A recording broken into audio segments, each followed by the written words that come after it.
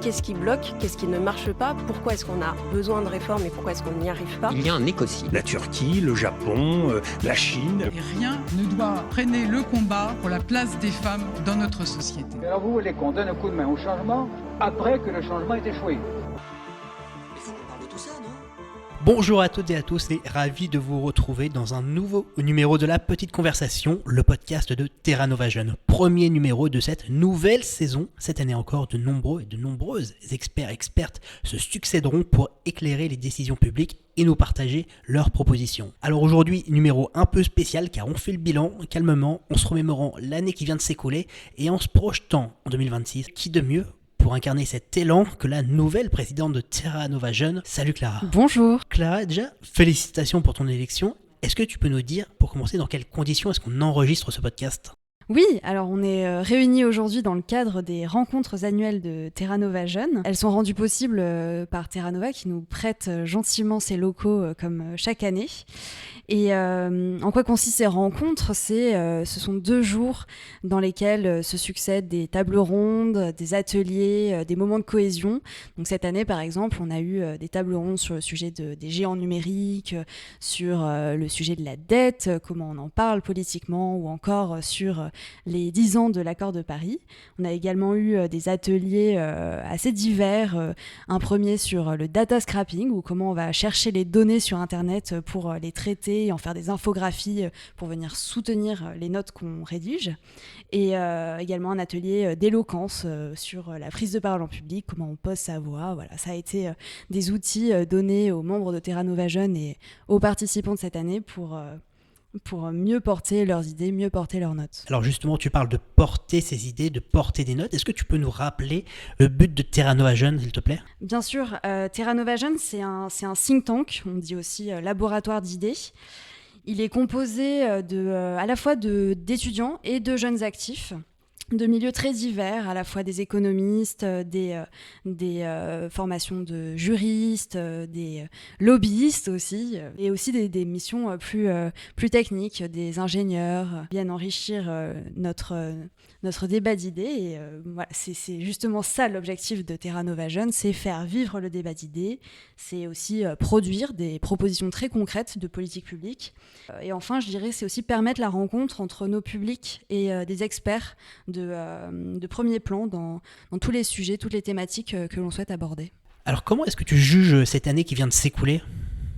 Alors, je dirais que cette année a été un vrai tournant. Jusqu'à présent, l'association se composait principalement d'étudiants. On avait une grosse activité de faire vivre, d'animer le débat d'idées dans les universités, les écoles à Paris et ailleurs. Donc, un rôle de structuration des antennes étudiantes de Terra Nova. Et cette année, Terra Nova Jeune a donc opéré un virage en ouvrant ses horizons, en intégrant davantage de membres qui sont des jeunes actifs, ce qui a permis de croiser des expertises et d'avoir une activité plus intense dans ce que nous-mêmes proposions.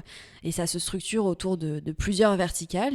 Il y a d'une part la production de notes, qui est notre essence, ce pourquoi on existe principalement, donc pour proposer des idées de politique publique. Donc on a eu plusieurs notes qui ont été rédigées sur des sujets comme le Radical Gender Gap, qui est un concept qui nous vient des États-Unis et que Maya, qui est membre de Terra Nova Jeune, a transcrit sur le paysage français pour analyser le vote des femmes en rapport avec le vote de Rassemblement National. On a eu des notes techniques sur, par exemple, la rénovation énergétique et le DPE. Donc ça a été aussi l'occasion de se projeter dans les mois à venir politiquement, socialement, et une grande échéance qui se présente à nous très bientôt, ce sont notamment les municipales de 2026. On a eu l'occasion d'accueillir des candidates à la mairie de Paris, et on a également organisé des cafés-débats autour d'experts sur des sujets thématiques plus spécifiques. Juba, tu veux dire un truc en particulier ou pas, parce que c'est ta présidence? Alors, j'interviens par surprise dans cet épisode. Normalement, je suis derrière l'ordinateur en train d'appuyer sur pause ou sur play, notamment pour pouvoir enregistrer ce que dit Clara et faire le lien pour que tout se passe bien d'un point de vue de l'enregistrement. Donc, je suis très heureux d'intervenir de manière surprise. Alors, si on peut un peu élargir ce qu'on a fait ces 2-3 dernières années, je trouve qu'on n'a vraiment pas eu un événement qui, moi, m'a marqué, mais plus une façon de fonctionner qui a changé. Notamment, c'était une idée de Clara au départ, qui était celle de mettre en place les comités éditoriaux. Et donc, vraiment, si je devais retenir une chose qu'on a fait l'an dernier, qu'on ne faisait pas avant, c'est les comités éditoriaux, parce que c'est vraiment quelque chose qui permet de poser la réflexion qu'on va avoir chaque mois, tout au long de l'année. Et ça permet aussi de créer du lien et de créer un peu de l'émulation dans la création d'idées. Voilà. Merci beaucoup, invité surprise, Juba. Alors Clara, je me tourne vers toi pour parler du futur maintenant. Je le disais en introduction, Terra Nova Jeune, ce sont aussi des projets pour l'année qui arrive. Est-ce que tu peux nous teaser un peu ce qui va arriver cette année ?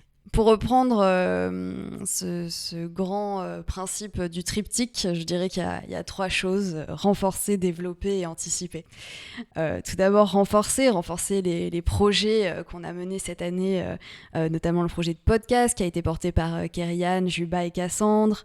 Valoriser davantage les notes, leur donner des débouchés plus nombreux, plus audibles. Le deuxième point, c'est développer notamment de nouveaux partenariats avec d'autres institutions. J'ai l'idée, par exemple, de mener un partenariat avec un autre think tank jeune et européen. Pourquoi pas faire un échange avec eux pour faire vivre Terra Nova Jeune à l'international. Et enfin, anticiper. Anticiper, ça veut dire quoi ? Ça veut dire à la fois investir le champ des municipales, ça veut dire structurer davantage notre plaidoyer pour que nos idées arrivent jusque là où se prend la décision politique, dans l'hémicycle, au Parlement et auprès des ministères. Donc voilà, plein de nouvelles idées pour l'année à venir qu'on va mener tous ensemble. Merci beaucoup Clara. Alors juste une dernière question, est-ce qu'il est possible de rejoindre Terra Nova Jeune et si oui, comment ? Absolument, on est ouvert pour de nouveaux recrutements toute l'année. Il est possible de postuler en envoyant simplement un mail à terranovajeune@gmail.com. Super, merci beaucoup Clara et merci à vous toutes et tous de nous suivre encore et toujours. Vous pouvez réécouter tous nos épisodes sur les plateformes d'écoute, Apple, Spotify, Deezer, YouTube. N'hésitez pas à partager nos contenus, ça nous ferait grave plaisir. Merci à toi Clara. Merci. Et à vous toutes et tous, on vous donne rendez-vous très bientôt. D'ici là, portez-vous bien.